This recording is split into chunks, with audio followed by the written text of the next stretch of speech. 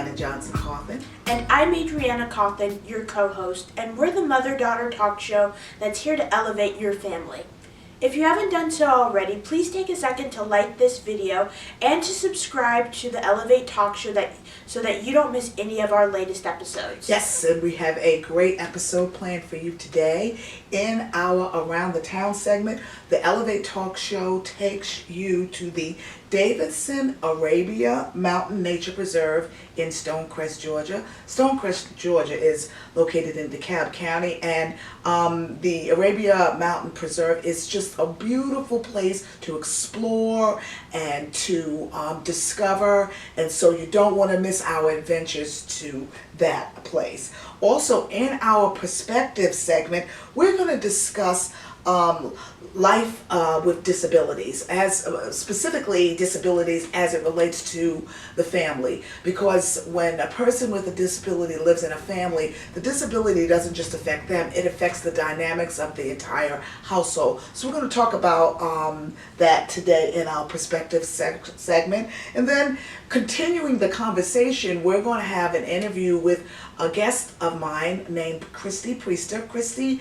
became disabled 40 years ago after a bicycle accident. She was hit by a car while she was on a bicycle. And so she's going to tell us about that journey and about what she's doing now. She's made so many strides. She's an author now. She's a motivational speaker. And so she's going to share her journey with us. Absolutely an inspirational interview. You don't want to miss that. Adriana? So this week in our Meal of the Week segment, I'm going to be showing you how to make a delicious, easy sausage and rice dish that's perfect for any weeknight when you're running short on time. Yes, and we tasted a little bit of that today, and it is delish. Particularly if you like spicy foods, man, does it have a kick. So we've got a lot planned for you. Don't go away. We will be right back.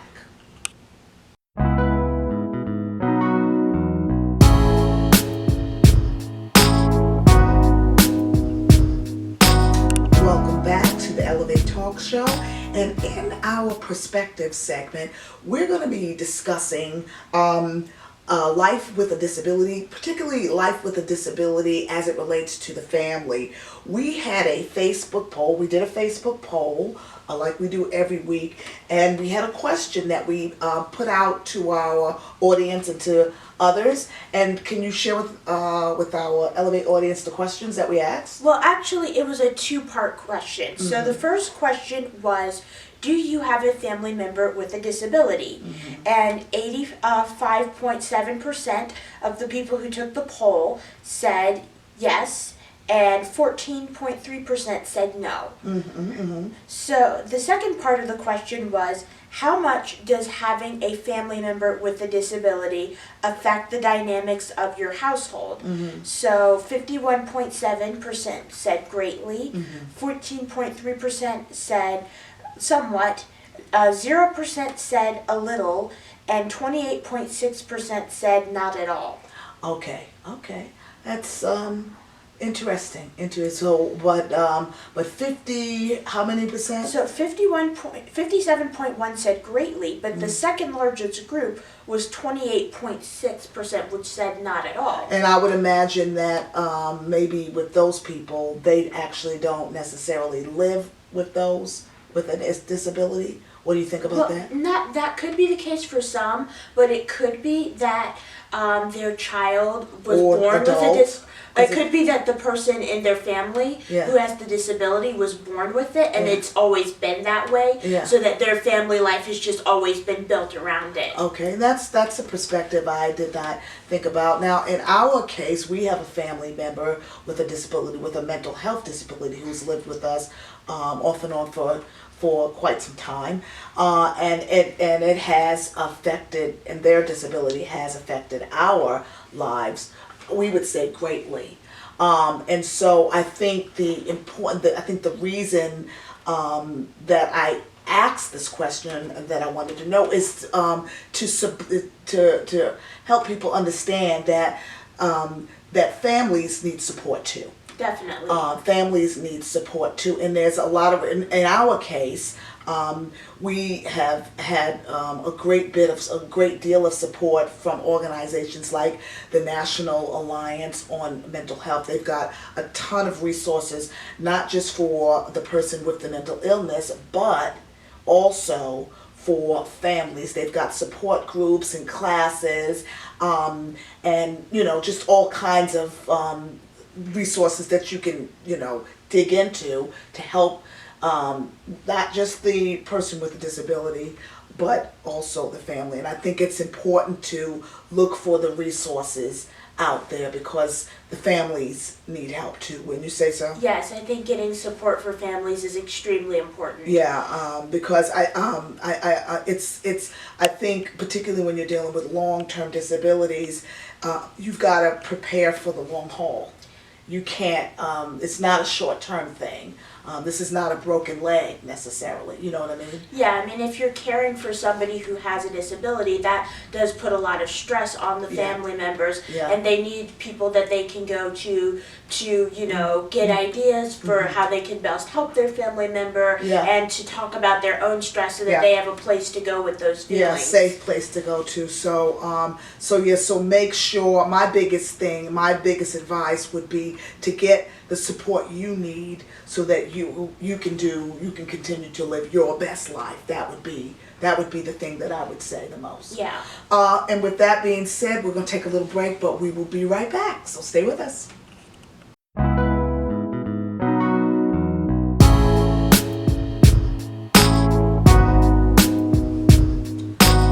Welcome back to the Elevate Talk Show, and we're going to continue our conversation about disabilities with our special guest named Christy Priester. Yes, Christy Priester is an author. She's a motivational speaker, and she's also someone who is living with a disability that came about after a bicycle accident that happened to her 40 years ago. She was hit while riding her bike, and Christy has an amazing story to share with us that's inspirational and motivational and educational, so you absolutely want to tune in and watch our interview with Christy Priester. Take a look. Well, thank you so much, Christy, for taking time out of your busy schedule to be with the Elevate Talk Show today. We really appreciate you sitting down to have this conversation. I have a lot of things I want to pick your brain about, so I'm going to get straight into the interview. First, I guess what I want to ask is, can you share with my audience a little bit about the backstory on your disability? Can you tell us a little bit about that? Sure. Back in 1986, that's when I was in a hit and run bicycle accident. Oh my. Yes. And it's funny because my husband and I were talking about it this morning, and he says, those people, that lady who hit you, they're gonna really, suffer for that, Sure. And I told him, I said, well, I believe it was an accident. It was an accident. And Right. I don't think anybody intentionally, ran me off the road or hit me on my bicycle. Right. And I also, through this experience, learned that everything is in divine order. Wow. Things happen for a reason. Wow. And for a purpose. Wow. And prior to that, Mm-hmm.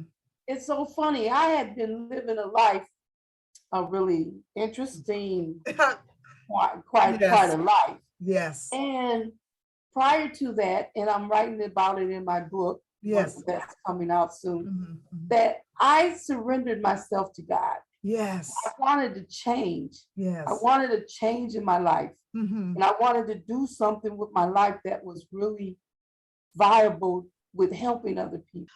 So tell me this: what enabled you? I mean, you're so positive, you're so inspirational. What enabled you to stay positive and keep going after the accident? I mean, can you share with us? I want to get behind your eyes to see how you are seeing life. What enabled you to be able to do this and be this way? I think what enabled me is to allow the principles that God has put here for us to learn. Yeah. Acceptance is one. Yes. Yes. Learning to accept the cards that I was dealt. Wow. Learning to accept that, despite, these challenges and being physically disabled and being a wheelchair user Yeah. in many ways is very challenging. Oh, definitely. It is a struggle. It's a Yes. challenge.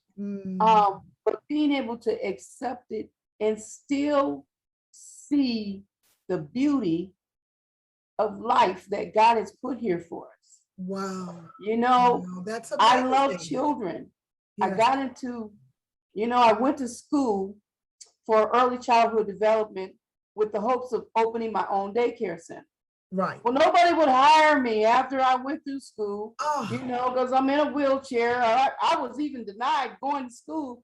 Okay, social worker was saying, well, you're a liability risk. Oh my So, goodness. child development may not be what you want to go into. Oh, but my I've goodness. never been one that was easy to, Yeah. influence about when I already had my mind made up Sure. to do something. So let me ask you a question. What are some examples of support and services that you think are helpful to people with disabilities? I mean, you've already walked through this. So can you share with us some examples of services and support that help people who have disabilities?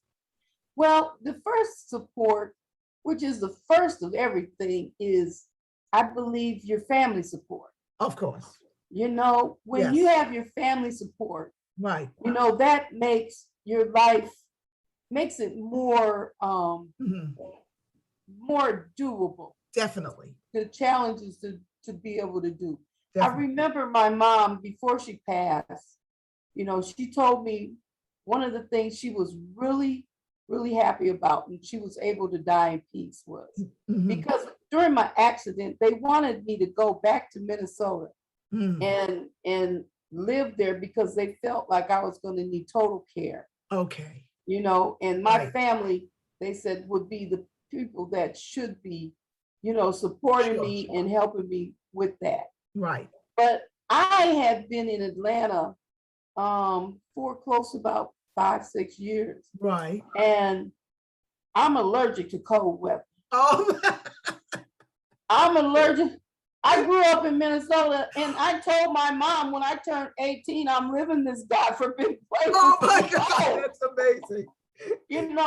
I could not fathom the idea of living there in 5 feet of snow. Oh my. 8 months out the year. Yeah. And I love my family. I want to be with my family. But you didn't want to live in that kind of climate. No. And I wanted to continue to be independent, right, self-sufficient, with my life. I didn't want to be a burden on my family. Right. What if I didn't have a family? Sure. What if I didn't have the support? Yes. How was I going to make it? So those were the things and thoughts that I had to consider, and which made me determined to, I could do, I knew I could do this. Wow. So now you talked about family support. So what specific things, okay, so you ended up staying in Atlanta and not going back to Minnesota, but so how did the family, how were they able to come alongside of you, especially at a distance, or did you have other people here in Atlanta that helped you? Well, at the time, I had one sister here and some other family members too. And they were supportive. They were very supportive and open to, assisting me with what I would disclose to them that I needed. Right. And my family back home was also very supportive, from the distance. Sure. But then I learned that God, everybody, lots of people became my family. Sure. My closest friend, who was, I called her my play mama. I wrote a poem for her called Mother, Sister, Friend. Oh, that kind of sums it all up. What she was to me. She was my family here in Atlanta that adopted me. And I mean, my play mom, when I needed somebody to talk to, she was there. She was there. to listen. She was there to advise me. Yeah. She was a supervisor for the sanitation department of Atlanta. Yes. My Yes. mother was a senior accountant for a big insurance company. Okay. So being able to talk to people who Yes. were in positions and experience with dealing with problems, Yes. from people, Yes. I was able to get really good advice as to how to deal with the issues that I was having. Sure.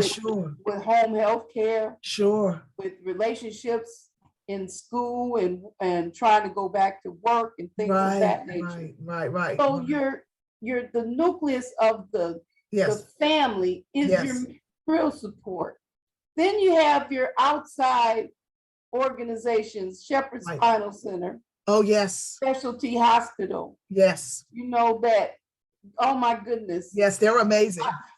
Yes. And I learned how to live, how to be a person who could make it in the wheelchair. Wow. Their attitudes about helping people to transition, yes, from one lifestyle to another. Sure. Phenomenal. That's amazing. I've heard wonderful things about them. Yes. It yes. is just so being able to align yourself with organizations that are specialized in dealing with the type of issues that you will have after a disability is pertinent. Yes. And then, you have to be the advocate for yourself too. Wow. You are your number one, advocate. Yeah. For yourself. Mm. You have to learn to be more what we call assertive. Really? Not passive and not aggressive. Right. That's right.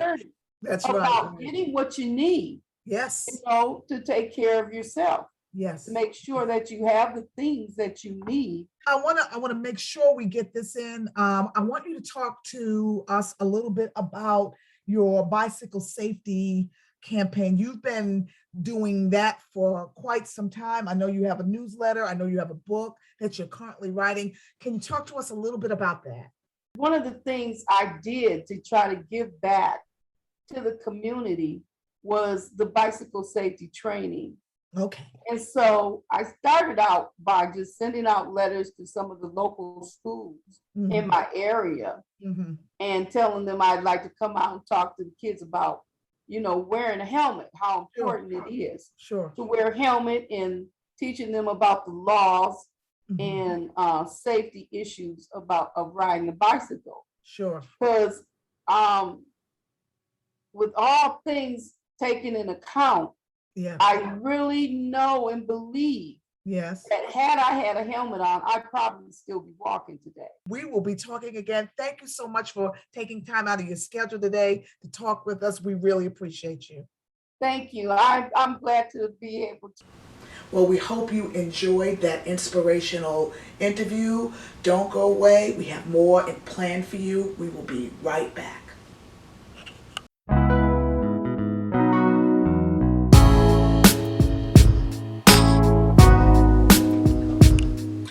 Welcome back to the Elevate Talk Show, and now we get to go around the town with the Elevate Talk Show to the Davidson-Arabia Mountain Nature Preserve in Stonecrest, Georgia. A great place to go and visit. Do you remember our times? And we've been several times. Yeah, we've been there on several different occasions, and each time it was a little different, but it's always a great place to go and get out into nature. Absolutely. So take a look at our time at the Davidson-Arabia Mountain Nature Preserve. This week's Around the Town takes us a short distance east of Atlanta to the Davidson-Arabia Mountain Nature Preserve in Stonecrest, Georgia. The Davidson-Arabia Mountain Nature Preserve, which is located in DeKalb County, Georgia, includes Arabia Mountain, which is 954 feet above sea level. The preserve, which is known for its barren landscape, covers 2,550 acres with a multi-use bike path and hiking trails. Our family trek began on a trail located at the Nature Center on Klondike Road. We spent the next few hours exploring the preserve's large exposed granite formations, its wetlands, pine and oak forests, and its streams and lakes. The park is home to several plant species, including yellow daisies in the fall, as well as other rare types of flora. The area also includes rock quarries and abandoned structures from the mining operations. In addition to conquering the rocky terrain, our niece spent time building a miniature rock formation as a way to mark their visit. The simple beauty of the preserve also made a nice backdrop for a few family pictures. Tired from our adventures, we followed the trail back to the Nature Center. The children spent a few minutes viewing the koi pond and took a quick ride on a swing, and the adults rested and watched nearby. The Davidson-Arabia Mountain Nature Preserve is a spectacular outdoor space and offers an abundance of opportunities for recreation, exploration, and education for adults and children alike. For more info about the Davidson-Arabia Mountain Nature Preserve, go to www.dekalb.gov/parks/Davidson-Arabia Mountain Nature Preserve. Well, we hope you enjoyed our time at the Nature Preserve. Don't go away. We've got more in store for you. We will be right back.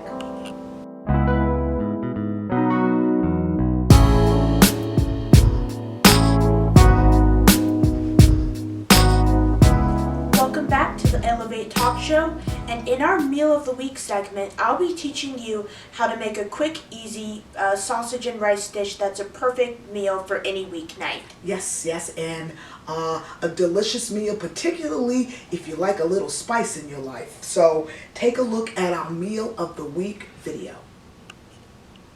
Hello and welcome to our Meal of the Week segment. Today I'm going to show you how to make a quick, easy sausage and rice dish that's perfect for any busy weeknight. So let's get started. First, we're going to start off by cutting up our sausage. So right here I have 5 Italian sausage links that I just cooked in the oven for about 20 minutes. So you can use sweet Italian sausage or spicy or mild. It just depends on what flavor you're going for, but I've got sweet right here. So I'm just going to cut these up into maybe half-inch slices, and then we'll move on to the rest of the recipe. So just make them about that big. You don't want them too large.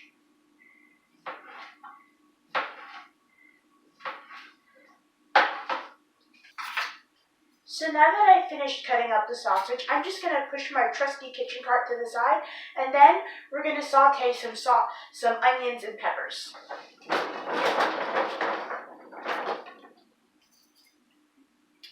So I've got a couple of tablespoons of butter right here, and I'm just going to put that in a pan and let that melt.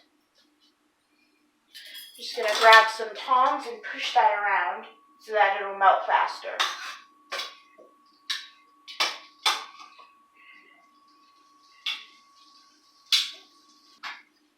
Okay, so now that the butter is melted, I'm going to put in some sliced onions.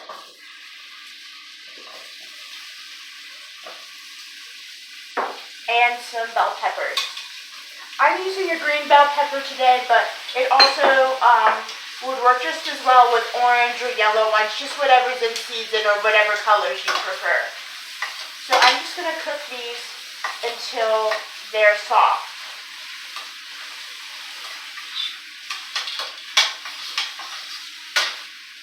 So the vegetables are cooking nicely, but they still need a couple of more minutes. At this point, I'm going to add in some seasonings. I'm going to add in a couple of teaspoons of salt,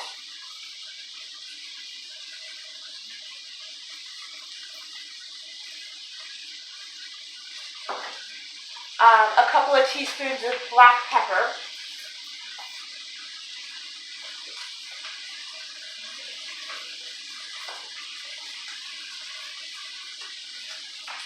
I'm going to add in some cayenne pepper, just to add a little kick.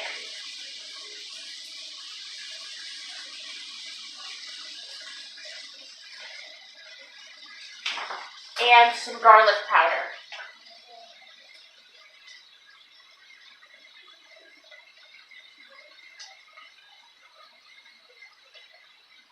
And I'm just going to stir that around so that all the peppers and onions are evenly seasoned.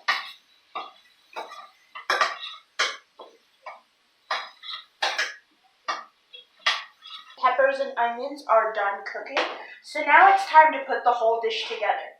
So I'm going to add in our sausage.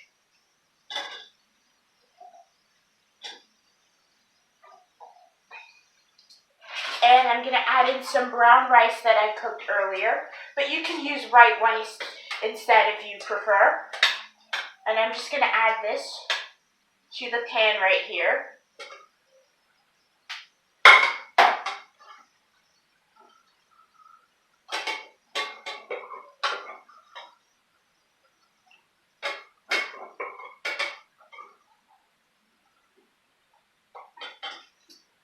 So now I'm just going to stir this around to mix everything together.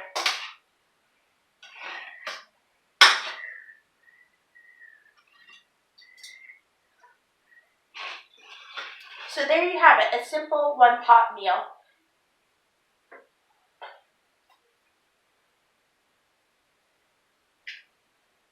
Okay, so let's get it. So here's a close-up shot.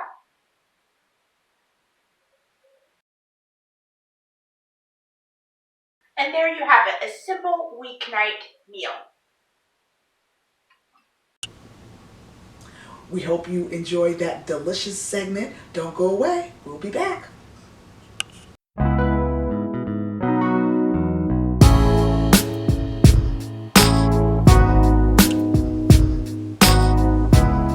Welcome back to the Elevate Talk Show. Our time is almost up, but before we go, we want to tell you about a fundraiser that we're doing to raise money for the National Alliance on Mental Illness. Yes. If you want to find out how you can participate in this fundraiser and support people who are struggling with mental illnesses and their families, click the link below and that'll take you to the fundraiser. And if you're watching this on DeKalb 25, go to the Elevate Talk Show's YouTube channel and click on the link in the description below. Yes. Great opportunity to help families and people who are struggling with mental illness. So please go to our website, this particular episode, and click the link in the description. Great opportunity for you to share in that. We want to also remind you that the Elevate Talk Show puts out a new episode each Sunday evening. So please visit our channel to check out our new episodes. You can also watch various episodes of our Around the Town. And that's it. We have lots of those on our channel as well. So you can go to places and spaces all over in various cities around the country. So please check that out too. If you are watching on DeKalb 25, you can check us out at 7 p.m. on Sunday evenings, or you can go online and stream us at 7 p.m. directly from DeKalb25.com. So we are available on several outlets. Yes. So thank you for watching the Elevate Talk Show, and we can't wait to see you again next week. Well, have a great week, and we'll see you next time. Bye. Bye now.